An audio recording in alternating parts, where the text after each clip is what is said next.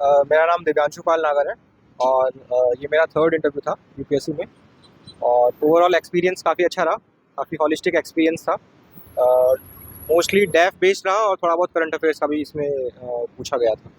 Okay sir, शुरुआत कहाँ से हुई थी वैसे प्रश्नों की? शुरुआत हुई थी आर्टिफिशियल इंटेलिजेंस को लेकर कुछ सवाल पूछे गए थे और उसका एक जो ग्लोबल सिनेरियो है उसमें कि वो कैसे फोल्ड आउट हो रहा है, तो वहाँ से कुछ चीज़ें कुछ। थोड़ा सा आप अपने बारे में बता दीजिए कि आपका ये अटेम्प्ट कौन सा था, देन आपका मीडियम कौन सा है? मेरा ये फिफ्थ अटैम्प्ट था और थर्ड इंटरव्यू है। और इंटरव्यू मीडियम मेरा हिंदी था और जो मेरा मेंस का मीडियम था वो इंग्लिश था। ऑप्शनल क्या है सर? हिंदी साहित्य, हिंदी हिंदी लिटरेचर। साहित्य। हाँ। तो सर ऑप्शनल से प्रश्न हुए क्या? ऑप्शनल से कोई प्रश्न नहीं आया। नहीं हुए। डेफ वगैरह से कैसे प्रश्न पूछे गए, कहाँ कहाँ से ज़्यादा प्रश्न बने? डेफ में जैसे मेरा एरोस्पेस इंजीनियरिंग का बैकग्राउंड है, मैं बीटेक एमटेक डुअल डिग्री हूँ एरोस्पेस में, तो एरोस्पेस से को लेकर काफ़ी क्वेश्चन पूछे गए। इसके अलावा मेरा वर्क एक्सपीरियंस था स्टार्टअप में, तो स्टार्टअप्स को लेकर क्वेश्चन पूछे गए। इसके अलावा करंट अफेयर्स से पूछे गए, इकॉनमी से थोड़े सवाल पूछे गए। ओके, आपका जो ग्रेजुएशन रहा है उससे भी कोई प्रश्न हुए?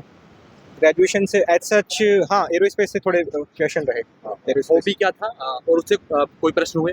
हॉबी मेरा मेडिटेशन और रनिंग था, बट उनसे कोई क्वेश्चन नहीं हुए। ओके। लगभग कितने समय चला आपका इंटरव्यू? ये लगभग 30 मिनट्स आई थिंक चला होगा। क्या एवरेज सभी के साथ में इतना ही टाइम चल रहा है या फिर कम ज़्यादा हो रहा है? ऑन एन एवरेज यही रहता है, 25 टू 35 मिनट्स ही रहता है मैक्सिमम कैंडिडेट्स का, तो यही है। ओके सर, ये प्रिपरेशन जो है आपकी, आपने जो बताया मुझे कि 3 से 4 अटेम्प्ट हो चुके हैं आपके, कब से प्रिपरेशन स्टार्ट किया था, देन इतना समय लग रहा है कैसे? ये मैंने अराउंड 2019 से प्रिपरेशन करना शुरू किया था और कुछ कुछ कमियां रही मेरी अप्रोच में, खासकर मेंस को लेकर, ऑप्शनल को लेकर। तो वही मुझे समय के साथ में चीज़ें रियलाइज़ हुई और उन्हीं को मैंने बेटर किया। तो देखिए। ओके सर, एस्पिरेंट को ऑप्शनल के लिए असमंजस रहता है कि हमें ऑप्शनल कैसे डिसाइड करना चाहिए, राइट? आपकी क्या अप्रोच रही ऑप्शनल को चूज़ करने में?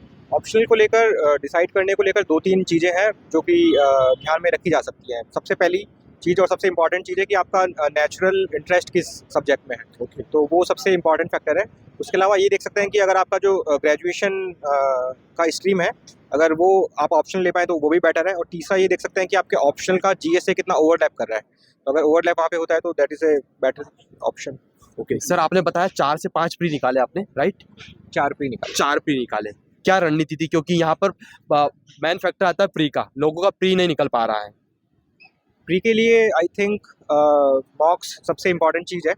ठीक है, मॉक्स और उसके अलावा जो 2 घंटे वहाँ पर होता है एग्जाम वाले डे में, वो वाला टेम्परामेंट डेवलप करना वो इम्पॉर्टेंट है और वो मॉक्स लगाने से ही आएगा। तो आई थिंक मॉक्स लगाइए और जो थोड़े हाई इंटेंसिटी वाले एरियाज़ हैं जैसे कि पॉलिटी, इकॉनमी, एनवायरनमेंट, इनको अच्छे से करके जाइए।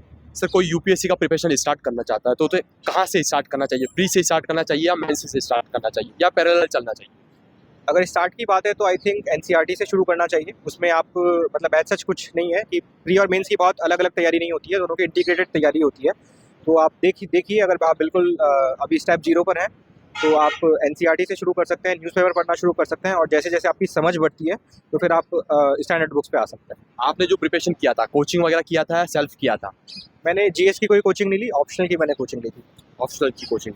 हाँ। सर, मेंस में प्री और मेंस में देखा जाए तो मेंस का ज़्यादा ये रहता है। अगर आप मेंस का अच्छे से कर पा रहे हो तो आप इंटरव्यू कॉल आ सकता है। तो मेंस में अगर अच्छे मार्क्स लाना है तो क्या अप्रोच रहना चाहिए, क्या फ्रेमिंग होनी चाहिए जो आयोग डिमांड करता है? मेंस के लिए सबसे ज़्यादा इम्पॉर्टेंट है राइटिंग प्रैक्टिस करना, कि क्योंकि मेंस पूरा मतलब प्रैक्टिस का ही गेम है। तो उसमें ये देखिए कि आप जो टाइम बाउंड मैनर में जो भी 20 के 20 क्वेश्चन हैं वो आप लिख पा रहे हैं या नहीं लिख पा रहे हैं। इसके अलावा मतलब कंटेंट और प्रेजेंटेशन दोनों पर बराबर ध्यान दिए जाने की आवश्यकता है।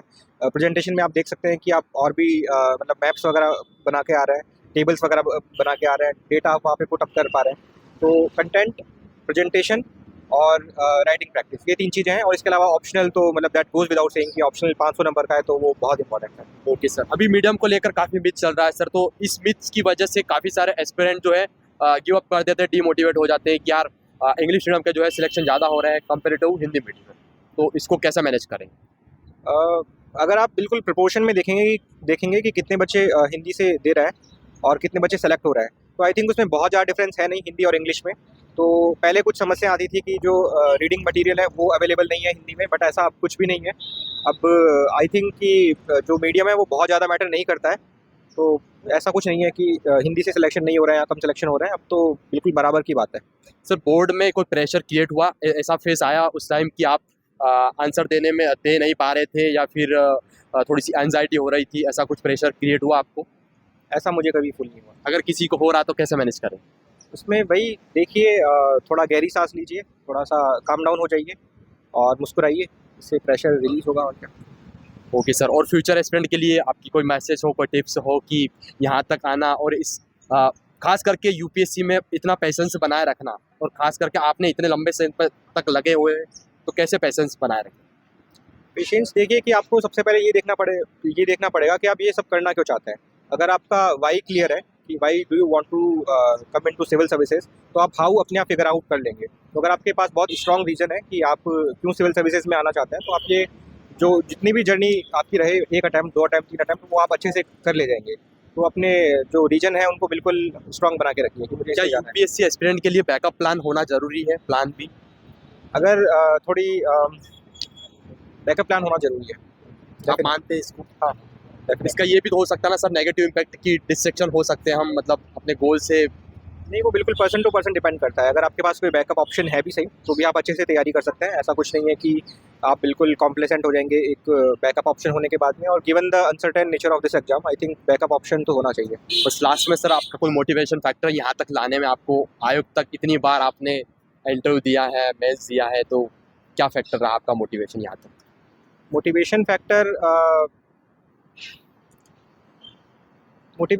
मैं अगर बोलना चाहूँ तो यही कि the kind of opportunity one gets after getting into civil services, तो वो सबसे बड़ा मोटिवेशनल फैक्टर था कि आप जिस तरीके की आप चीज़ें कर सकते हैं, आपके पास बहुत स्कोप होता है, आप इनोवेशन ला सकते हैं पूरे गवर्नेंस में, आप स्कीम्स इंप्लीमेंट कर सकते हैं, आप गरीब लोगों के लिए कार्य कर सकते हैं। वो सबसे बड़ा motivation I think. Okay, thank you so much. Best wishes sir कि आपका सिलेक्शन हो, भी अच्छी रैंक के साथ में, हमारी शुभकामनाएं अग्रिम आपको।